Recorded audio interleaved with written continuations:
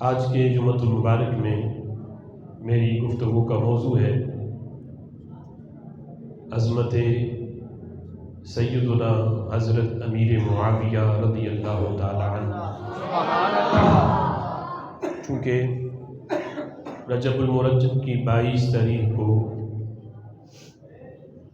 نبی پاک علیہ الصلوۃ والسلام کے عظیم صحابی حضرت امیر معاویہ رضی اللہ تعالی عنہ کا عرس مبارک ہے، اور وقت کی ضرورت بھی ہے کہ آپ کے فضائل و کمالات جو رسول اللہ صلی اللہ تعالی علیہ وسلم کی مقدس زبان سے آپ کے بیان ہوئے انہیں بتایا جائے اور انہیں بیان کیا جائے، تاکہ اہل سنت کے اندر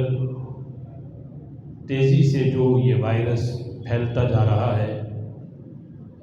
اہل بیت اطہار کی محبت کی آڑ میں، وہ خصوصاً حضرت سیدنا امیر معاویہ رضی اللہ تعالی عنہ کو نشانہ بناتے ہیں اور ان پہ طرح طرح کے طعن و تشنیع اور اعتراض کر کے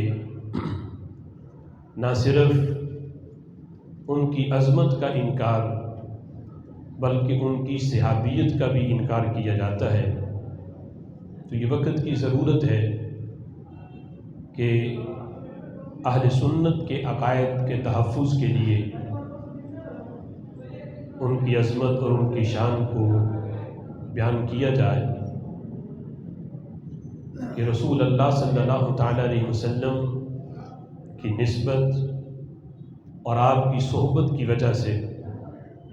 رب ذوالجلال نے ان نفوس کو وہ عظمت وہ شان عطا کی کہ بعد والے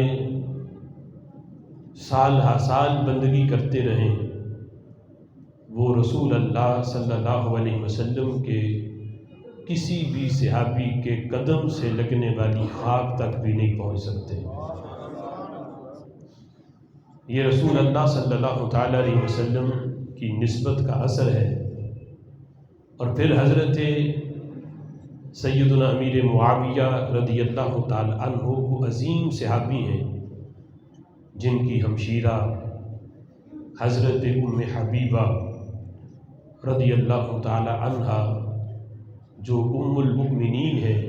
رسول اللہ صلی اللہ علیہ وسلم کی زوجہ محترمہ ہے، اس لحاظ سے بھی نبی پاک علیہ الصلوۃ والسلام کے ساتھ حضرت امیر معاویہ رضی اللہ تعالی عنہ کو نسبت حاصل ہے۔ اور میرے آقا علیہ الصلوۃ والسلام فرماتے ہیں کہ میں نے جن سے بیٹیاں لیں، یعنی جن کے ہاں نکاح کیا اور جن کو اپنی بیٹیاں دیں، حضور فرماتے ہیں اپنی مرضی سے نہیں کیا، یہ میرے رب کی مرضی ہے۔ یعنی جن کو بھی نبی پاک علیہ الصلوۃ والسلام نے اپنی صاحبزادیاں دیں، جن کے ساتھ نکاح ہوا، یا جن سے رسول اللہ صلی اللہ علیہ وسلم نے نکاح کیا، حضور فرماتے ہیں یہ میرے رب کی مرضی ہے۔ تو اس لحاظ سے بھی دیکھا جائے تو حضرت امیر معاویہ رضی اللہ تعالی عنہ کا گھرانہ یہ وہ ہے جو نبی پاک علیہ الصلوۃ والسلام کے نکاح کے لیے رب ذوالجلال کا انتخاب ہے۔ اس لحاظ سے بھی نسبت حاصل ہے